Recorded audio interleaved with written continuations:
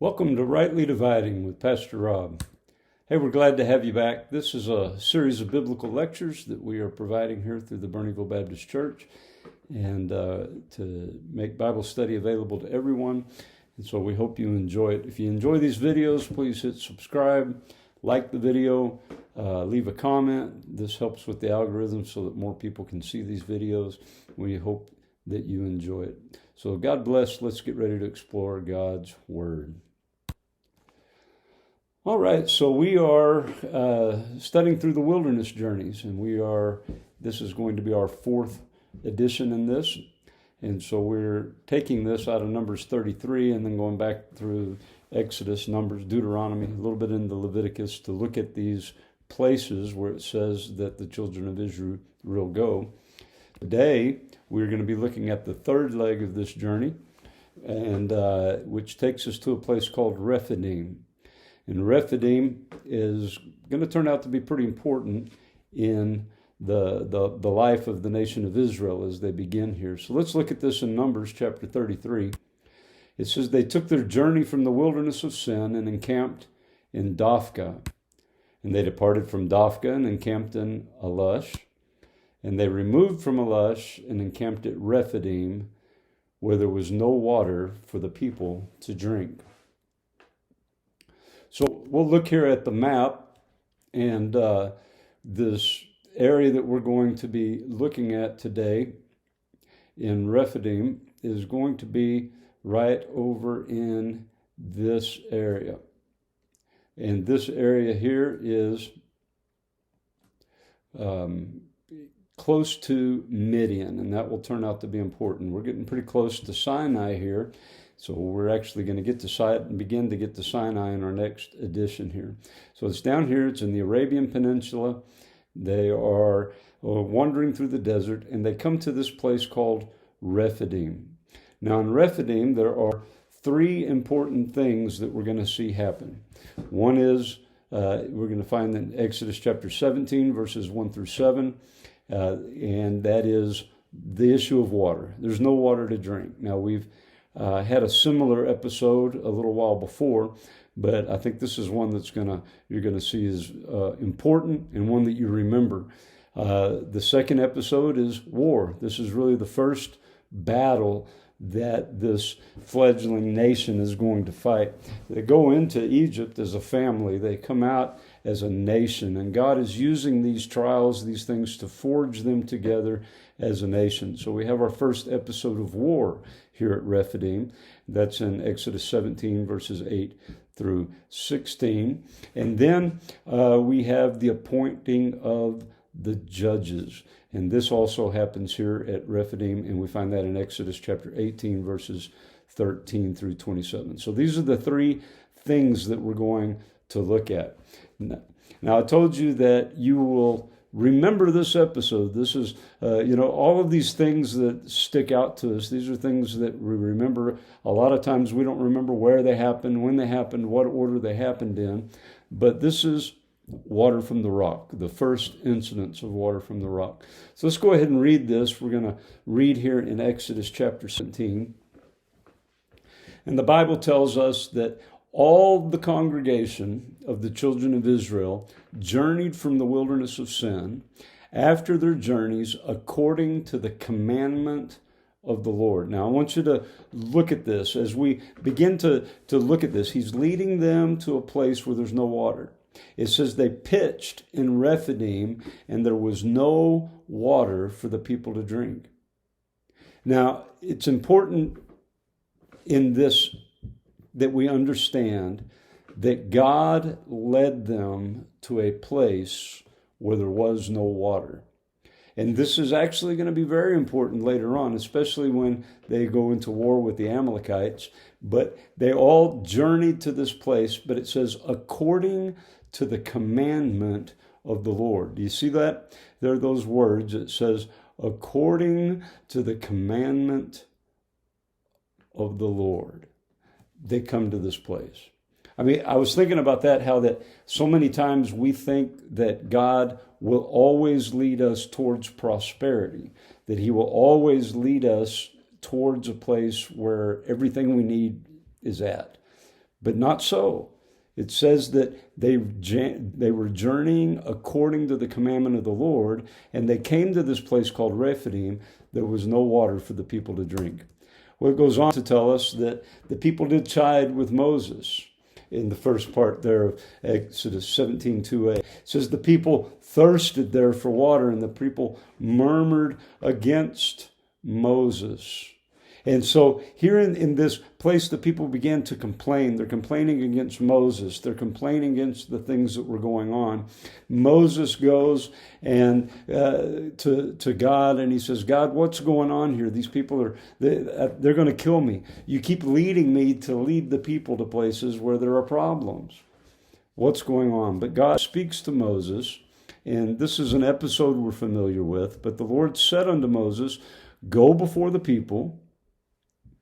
Go on before the people.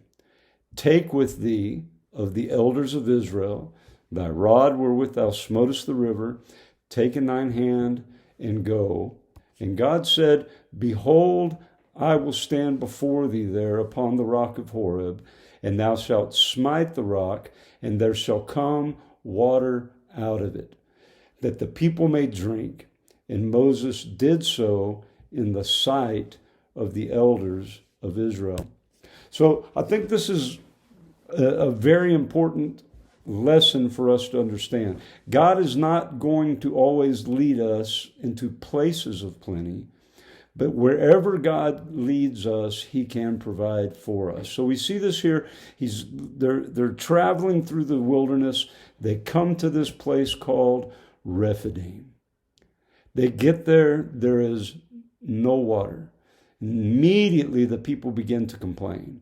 Immediately, they begin to talk about, why did you lead us out of Egypt? Why are we out here? We're going to die of thirst in the desert. They began to complain and to gripe about the circumstances that they find themselves in. But what we see here is that God clearly led them to that place. And God already had a plan. And the plan is more than just God had a place for water to come. God led them to this place where there was water to drink. And he tells Moses, he said, take your staff. I want you to go up into this place. I want you to smite this rock.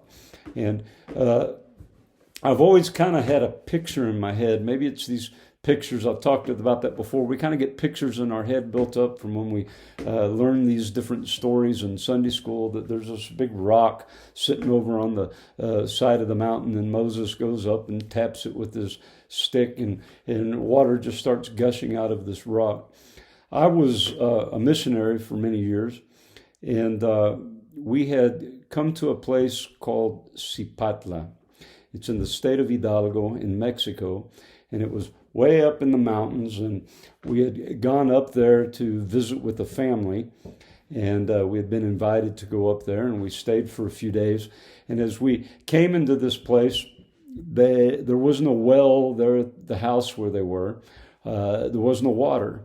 It was way up high at the top of a mountain, and we were asking them how they got water, and they said, well, we're going to go get some water. Do you want to come with us? So we got some big plastic containers and loaded them up on a couple of donkeys, and we began to walk. And it was about a 45-minute walk or so down some mountain paths into this little valley, into this little stretch. And we came to the place where there was the side of a hill, and it was just one huge rock. And we came down there. There was no pool. There was no spring there. Looking around where we're going to get water, but someone had taken a pipe, about a 3-inch pipe, and they had hammered it into this rock. And that rock, when you would walk up and touch the rock, it felt cool. Even though it was hot, there in Hidalgo, Mexico, it was a hot day, but when you touched that rock, it felt cool to the touch. And there was a pipe hammered into the side of that hill with a cork stuck in the end of the pipe. And we came up there with the donkeys. They pulled the cork out of the pipe, and water just began gushing out of that rock. And if you were traveling through there and you didn't know what to look for, you would be looking for water. You would not think this was a place where you would find water. But boy, here it was. While we were there, a young man came up bringing a trail of about 40 donkeys. That his job was to go from village to village, from house to house, and he would collect their donkey with their tanks on it, and he would tie them all up, and he would go from village to village, and he would gather all the donkeys. He would walk from the farthest village. It was about a 3 or 4 day walk that he would travel, and he would fill up these huge containers with water out of this. The man I was with began to explain to me how that for generations, this was how they had gotten their water in these places. So if you can imagine, they come to a place in the desert. There is no water, but God knows where water is. And Moses struck the side of this rock with water. And this was a huge rocky cliff that was beside the trail that came down through this valley between these two hills. And the water was inside of there. It's under pressure, the cleanest, purest water that you can imagine. So we see a few things here that I want you to notice, and we won't spend a lot of time on this. I know this is a story we know, but one, they journeyed according to the word of the Lord, that God led them to a place where there was no water. And if we think about this, the place they had just left Elim. And Elim was the place that had the springs. It had the 12 springs and the 70 palm trees. They had gone there. They had rested. They had filled up everything they had with water. And they were enjoying this. And Moses has to come to them one day and say, okay, it's time to leave Elim. This is not our destination. And so he gets the people to leave that place of beauty and rest, that oasis, and to travel out into the desert. And they go first to a place called Dakfa, and they get there. They still have water they're carrying with them. They're out in the desert. But they leave there, and they go on to the next place, Alush, and they camp there, and they still have some water. But now the water supplies, what they've been able to carry with them, are beginning to dwindle. And they're looking, you know what, the next place we go to better have water. And they're starting to talk. And God leads them to this place. There's no water. What are we going to do? Why did you make us leave that beautiful place at Elim? Why would God direct us here? Why would God direct us here? Well, he tells Moses, you go on before the people. You take with you the elders. You take with you the staff. You go to this place. And it says that God went on before him, directed his path to this specific place where they would find water. He directed Moses to strike the rock with his staff to bring the water out.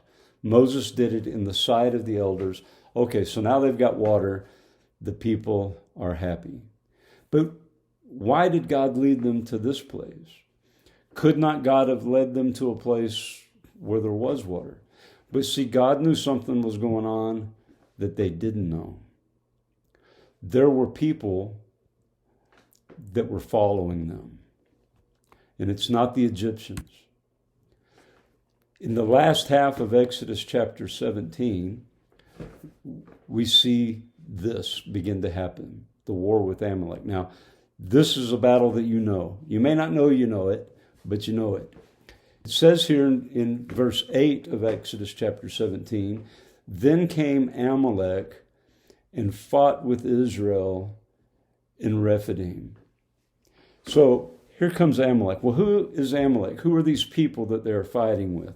So we go back to the book of Genesis in chapter 36:12. It tells us that Timnah was the concubine to Eliphaz, Esau's son, and she bare to Eliphaz Amalek. So these are the descendants of Esau's grandson, Amalek. This Amalek was Esau's grandson, and we know that Esau's descendants dwelt in the land of, Edom, and Edom is in the northern part of the Arabian Peninsula, in what is today Saudi Arabia. And there were other nations there, like Midian, and we'll see Midian here in a little bit. But here we have these Amalekites, and they see the nation of Israel come across the Red Sea there, the Gulf of Aqaba. They go down, they're heading towards Sinai, and this is territory that has been settled by the descendants of Esau. And here come the descendants of Jacob, the supplanter. Maybe they don't want to be taken over. Maybe they fear that these supplanters, these descendants of Jacob, are going to come into their land and cast them out. And so they mount up and they come. But God has led Israel to the perfect place to do battle. You know why? Because there's no water there.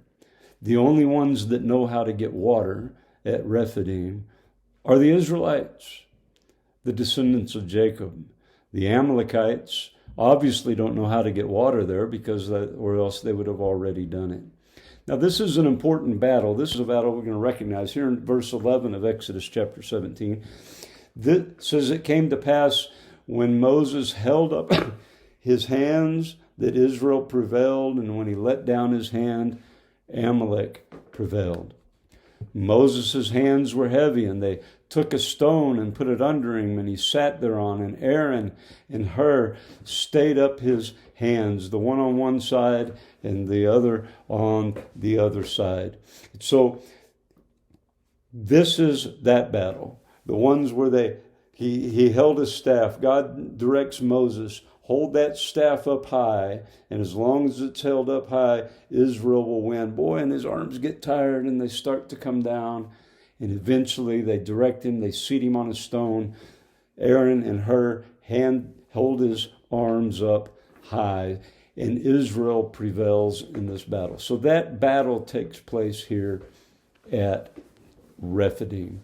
So we see these two things have already happened. God leads them to this place where they're going to have their first battle, their first test.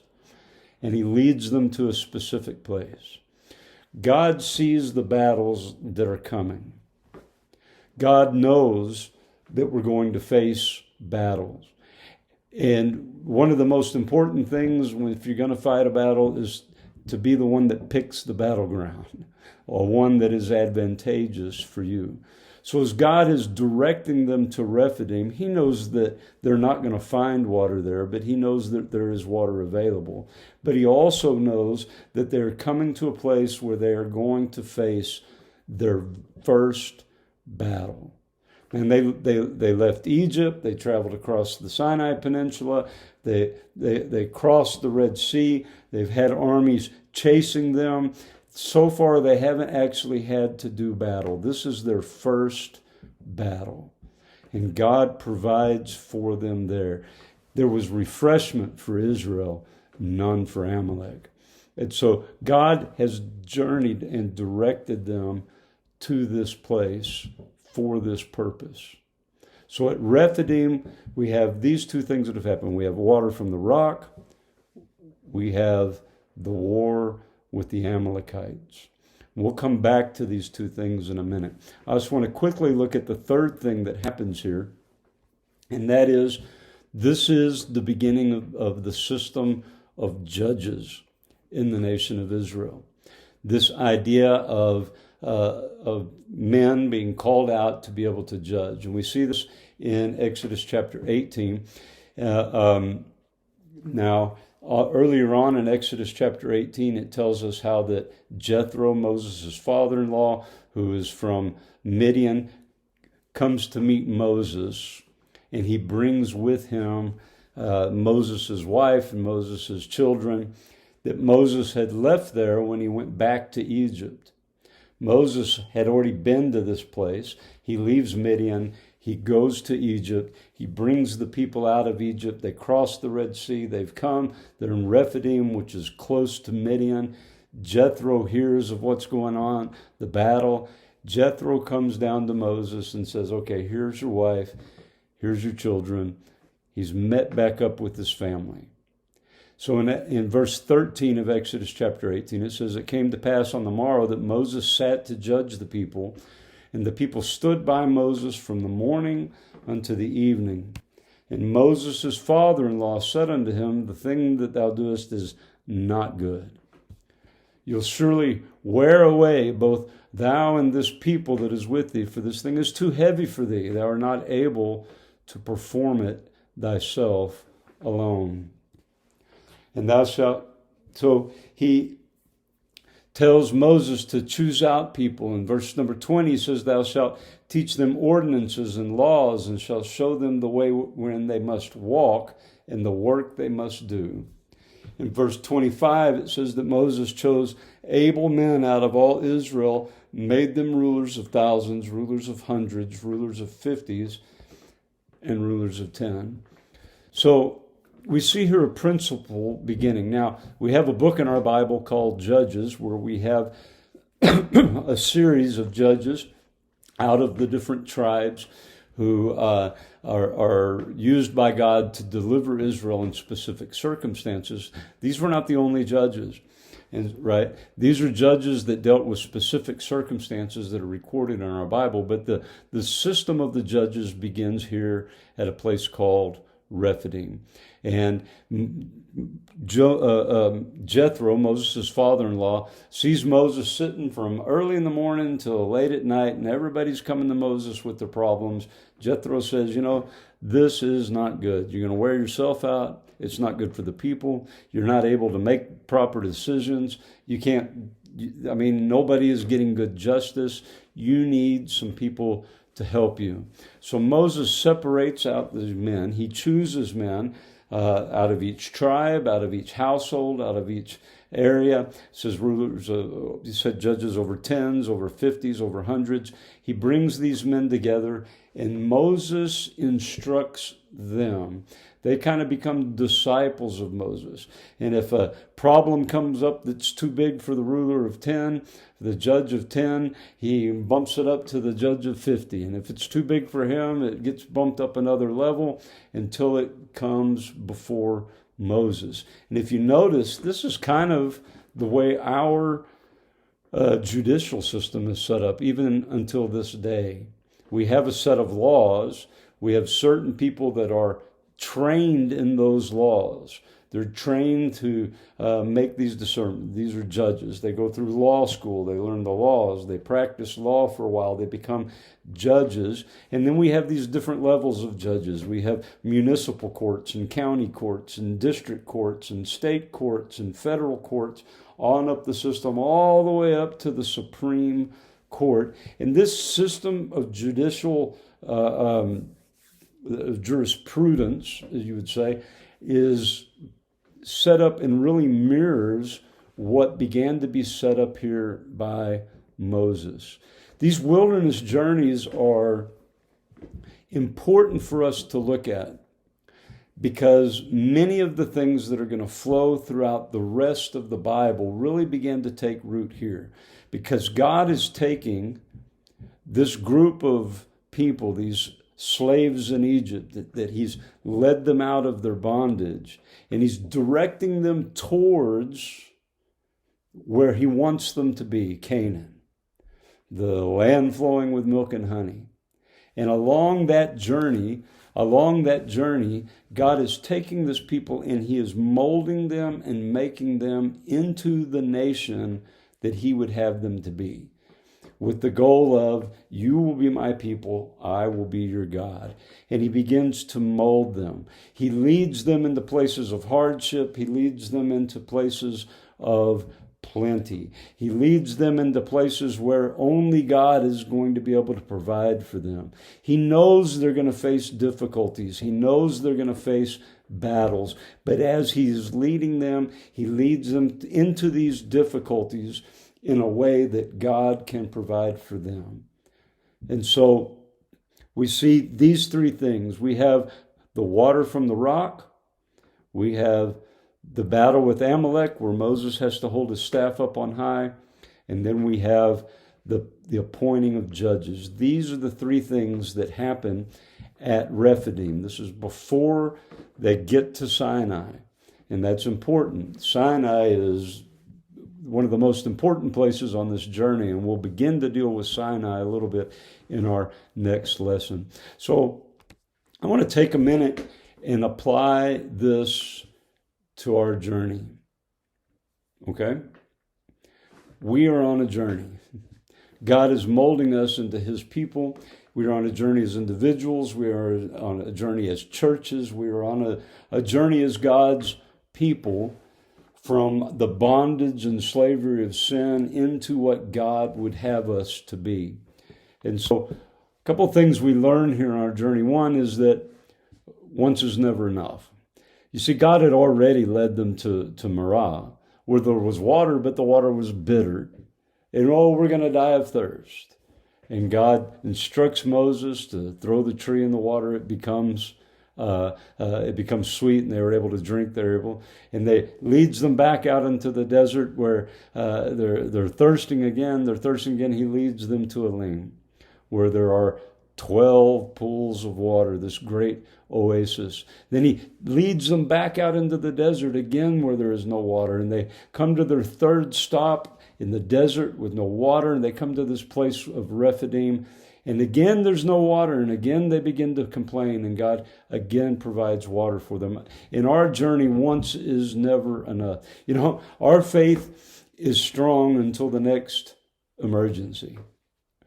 You know, it seems like God gets us through something. When God brings us through a trial, boy, we're excited. We have faith until the next emergency comes along, and we're just like the people of Israel.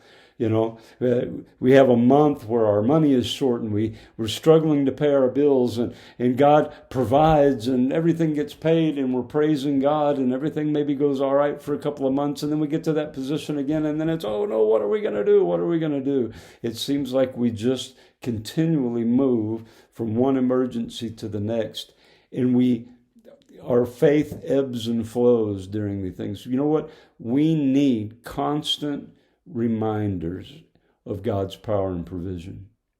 Constant reminders. And something else, you know, we have enemies. There are those who are against us. Now, the Bible tells us that our enemies are not flesh and blood, for we wrestle not against flesh and blood, Paul tells us. And so, but there is an enemy who is against us, who will not let us go unhindered. Every time we have a victory in our life, the army's going to come up. Imagine they come to Rephidim. There's no water. They complain about the water. God miraculously provides water out of a rock. Out of the driest thing you can think of is a rock. And the water is provided for them. And just as the victory over their thirst is announced, what happens? Here come the Amalekites. And they come up around them, and they surround them, and they go to do battle.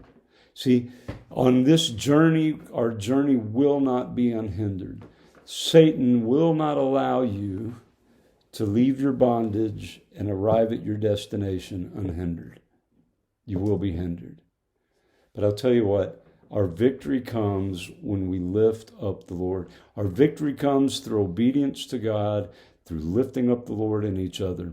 We see this, that the staff that God had provided, the symbol of God's power, the symbol of God's authority over nature, the symbol of God's authority over the bondage that they were in, it was lifted up for all to see. It's a reminder of God's power and provision for them. This is the staff that ate the staffs of Moses. This is the staff with which Moses brought the plagues. This is the staff that divided the Red Sea. This is the staff that brought water from the rock. this symbol of God's power and provision over us was lifted up. And as they fought, they could see, you know what? God is with us. God is providing for us. But Moses wasn't able to hold that up alone. He needed help. He needed Aaron, he needed Hur to lift his arms up. We must lift each other up constantly. And so that comes to our next point, is that we can't do it alone. We need each other. We need to be a part of a church family. If you're listening to this, you're a Christian, and you say, well, I don't really believe in organized religion and being part of a church, and I don't need a church to worship God, and I don't need a church to this. I'll tell you what you need a church for. You need a church when there's no water. You need church when you're surrounded by Amalekites. You need each other. I'll tell you what, you can't do it alone. You will wear plumb out. Your arms are not strong enough to hold that staff up. And I'll tell you what, even as pastors of churches, I pastor Burneyville Baptist Church, I can't do this alone. If I try to do this all on my own, one, I'll wear out. It would be hard on me, on my family, and I won't be able to do justice to the ones that I serve. I cannot do this work alone. We need each other in this journey. We need each other. So this is Rephidim. Now maybe you won't remember the name Rephidim. I hope you do as we travel through this. So 3 things happened at Rephidim. So we'll ask you again. Maybe I'll give you a test one of these lessons. But what are the 3 things that happened at Rephidim? If somebody ever asks you what happened at Rephidim, you'll be able to say, water from the rock. Water from the rock. This is where Moses is instructed to strike the rock. It's the first time this happens. Number 2, the second thing that happens is the battle with the Amalekites. And this is the battle where Moses is instructed to hold his staff above his head, where the 2 helpers, Aaron and Hur, helped him by holding his hands above his head. The third thing that happens at Rephidim is the appointing of the judges. Also at Rephidim, Moses is reunited with his family. And this begins to get them ready for the next leg of the journey. And the next leg of the journey is going to take them to Sinai. So we're just kind of going through these journeys and looking at what happened. But man, God is moving these people. He's brought them out of their bondage. He's brought them across the Sinai Peninsula. He's led them out into the desert of Arabia. And he's leading them towards their first goal, which is Sinai. But there's all of these stages they must go through in order to get to that point. And there are stages that God is leading us through. Maybe you're at a Rephidim in your life right now. Maybe you're at a place where, you question, God, why have you led me here? Why have you led me here? I know I'm following your commandments, but it seems like when I follow you, you lead me into a place where there's no water. You lead me into a place of no refreshment. But if he's led you there, it's for purpose. It's for purpose. It's so that you can see his provision. It's so he's led you to a place where he can provide for you. He's led you to a place where he can fight for you. He's led you to a place of his choosing for the battle you're about to face. And so remember Rephidim. Thank you so much. I thank you for your attention. If you enjoy this video, if you're learning from this video, please consider subscribing to this channel. In the comments of this video, you will find information on how to contact us. If you have a question, if you have a concern, please feel free to contact. We have contact information available in the comments of this video. If you would like to support these videos, there's information for that too. But we want to be able to make these videos free of charge so that people can get into the study of God's Word. Thank you so much for your time. God bless.